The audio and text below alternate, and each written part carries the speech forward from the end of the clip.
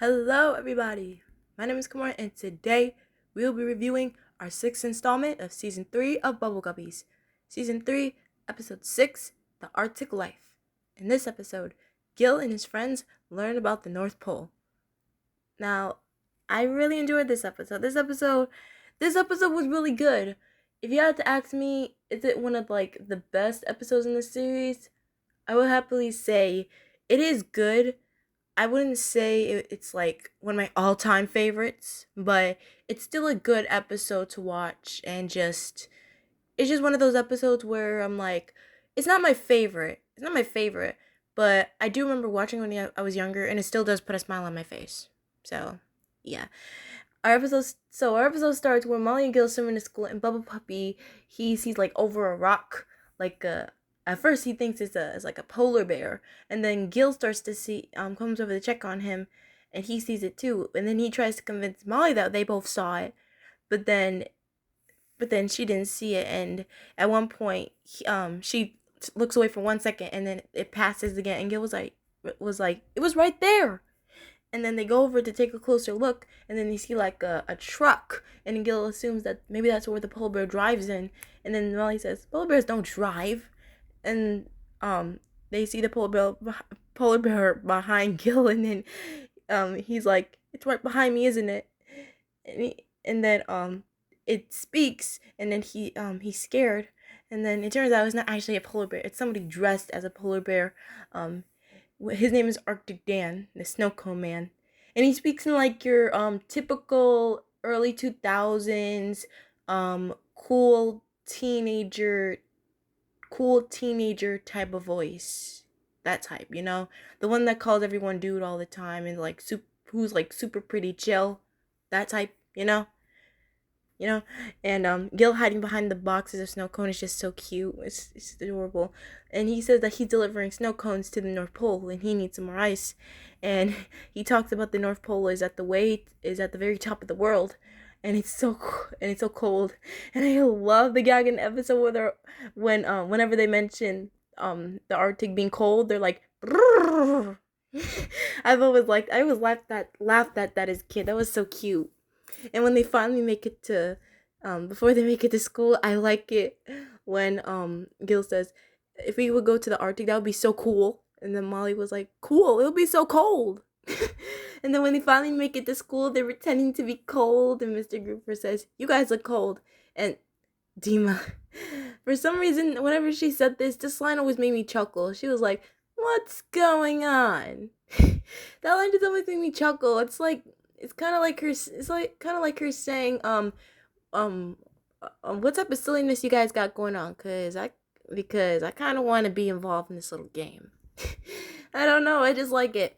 And then they explain that we're pretending to be in the Arctic, and then we have our question segment about the Arctic.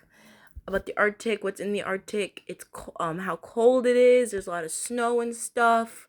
And then we have our pop song, "This is the Arctic Life," which the episode, it may not be my all-time favorite, but the song is in my top is in my top of the season. It's one of my top favorite songs in the season. It's just so catchy, and it's so and the Northern Lights as actual lights, like reference to an episode of a show I'm about to start reviewing a specific episode. If you guys know, you know. If you're subscribed to my main channel, but just that is so clever, and the song is an absolute banger. Like, this is the Arctic life, la la la la la. This is the Arctic life, beluga whales, polar nights. This is the Arctic life, polar bears, Arctic fox, caribou, and sled dogs. On top of the world where everything's white. This is the Arctic life. It's just so rocking. I love it. And the breakdancing polar bear is always so funny. And it's like how in the song it always explains that penguins live at the bottom of the earth, not on the top. So that's good knowledge right there. And then we have our shop segment. Dima is a fortune teller. She claims to be the fortune teller of the North. And we have Una, and we have to help her figure out what her favorite Arctic animal is. And Dima being a fortune teller, being like, "Wait, let me guess." I just love that. And we have to also and I also like it when Dima's like, "Wait, let me guess. Just give me a teensy weensy clue." And I also like how when she says to Una, "Your favorite Arctic animal is white," and she says, "Yes, how did you know?" She doesn't just straight up say like, "Oh, because I guess so," something like that.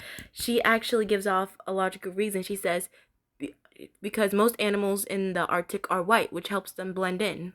Which I like that, instead of the typical fortune teller who like tends to scam people. Dima would never scam anybody. Okay, she would never scam anybody. Never, never ever, never ever. And I'm not gonna say what her Una's favorite Arctic animal is, but um she's and her snuggling her little stuffy is just so cute. And I was like when Mr. Grouper squeezes into the igloo when it's time for lunch, and I was like when Dima says, "Wait, let me guess," when she's about to say it's time for lunch. It's funny. And we have our lunch joke, which is chicken soup with ice. Oh, well, I mean, technically, it's not. Technically, if your soup is hot enough, you'll still be able to eat it. It's just like ice. It'll melt. It'll melt. And this is not really out of the norm for me personally, because whenever like my parents, whenever I told them that my soup was too hot, or like I had some noodle soup, they would always put like one ice cube in there, like one small ice cube, like break it in half, and then they would tell me to like stir it around, wait for it to melt, and that would make it as hot anymore. Which, yeah. So this is a lunch joke that I can't actually relate to, which I never thought I'd say. And then we have a Molly and Gil segment. Gil is trying to get Bubble Puppy to be a sled dog for him, and he wonders why he isn't responding. And then Molly says, "Well, sometimes whenever people tell sled dogs to go, they'll say mush."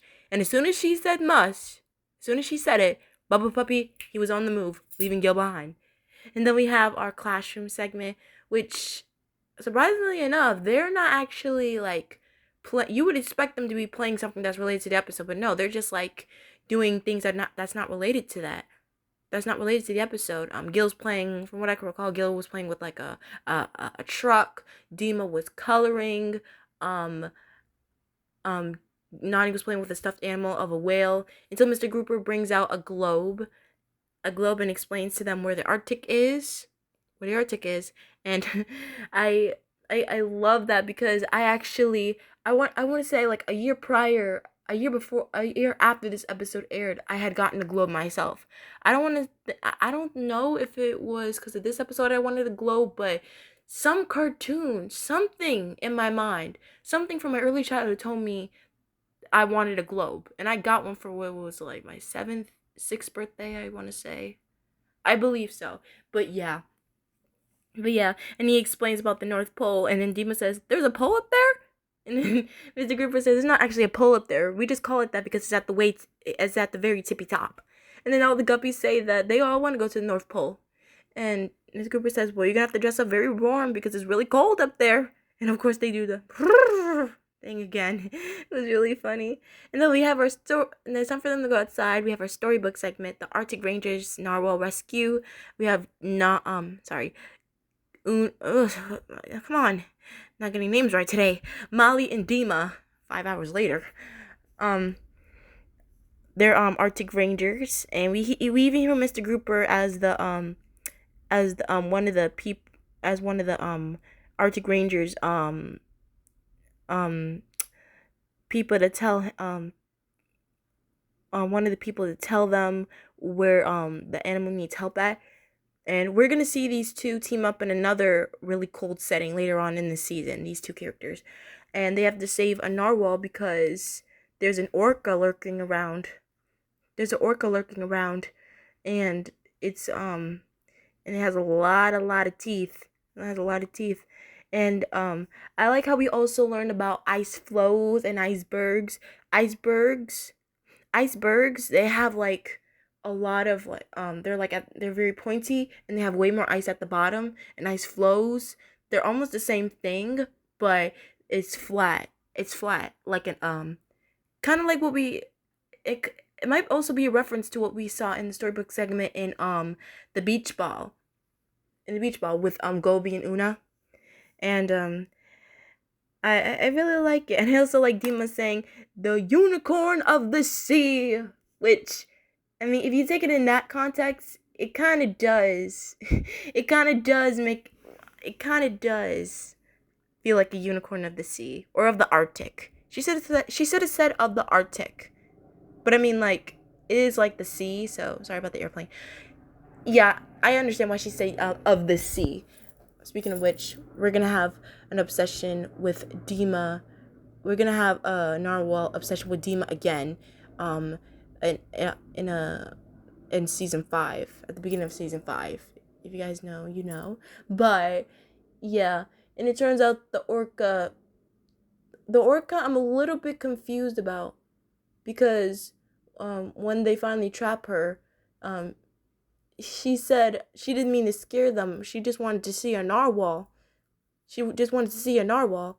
And then Dima asked, "Do you promise not to eat us?" And she said, "I promise." And I also like what she says, "Well, I guess everything's okay." Well, my thing is, she said that I didn't mean to scare you. Which, if somebody said that, that kind of clearly means that they had no intentions of eating you at all. So I want to guess maybe. So did she really have intentions on eating them just to see a narwhal, or am I just hearing this wrong? And I want this to be this line to be written a bit better.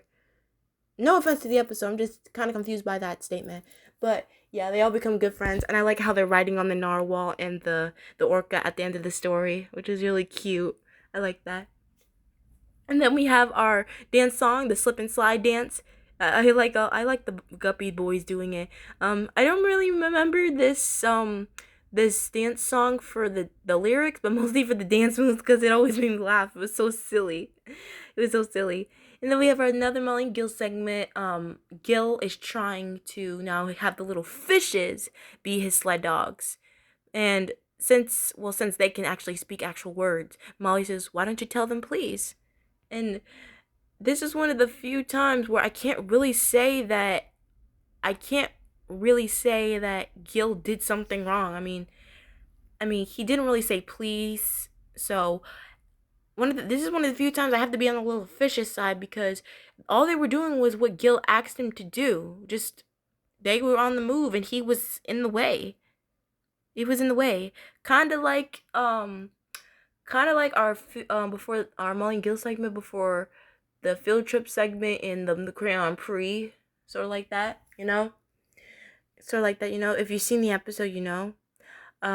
So yeah, Gil was kind of in the way, so I kind of can't blame I kind of can't blame the little fishes in this case. So then we finally have our field trip segment, which the Guppies go to North Pole, mind you, without Mr. Grouper. The only adult companion they have is Arctic Dan.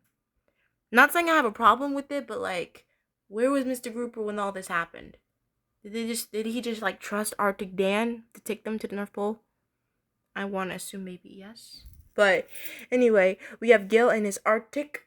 We have Gil and his team going to the North Pole, and we have the other Guppies and Arctic Dan at like some sort of like station trying to tell Gil where to go. And I like how the announcer, it feels like one of those type of like adventure type of movies, like Arctic adventure movies, kind of documentary type.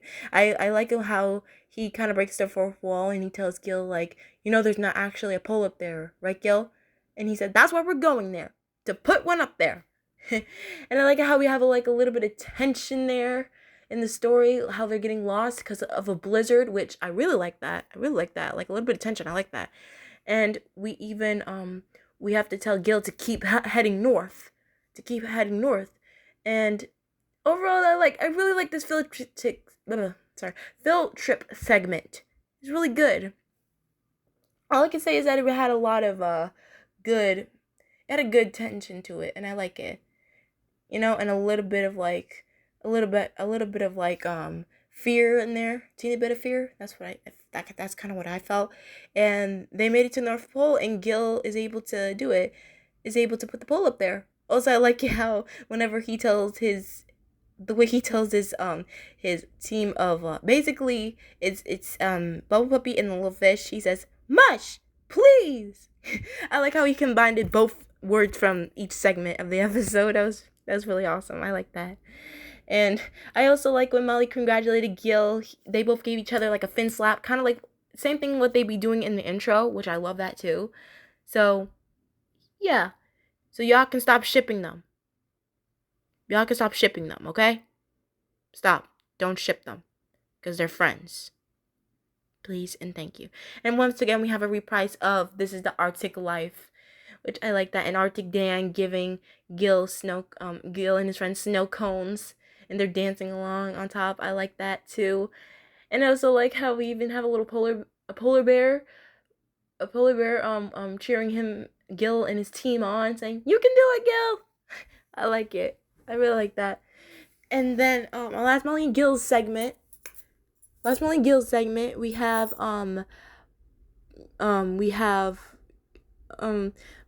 Molly once again congratulating Gil of going to the Arctic, putting a pole up there, and Gil confuses a real polar bear, which I'm thinking might be the same polar bear from the field trip segment, thinking it's Arctic Dan. And at first he's trying to get his quote unquote suit off when he's not in a suit. It's an actual polar bear. And he's pulling on the poor polar bear's ears until the actual Arctic Dan comes in and he says, "You guys want another snow cone?" And then he looks at the bear and of course he screams in terror.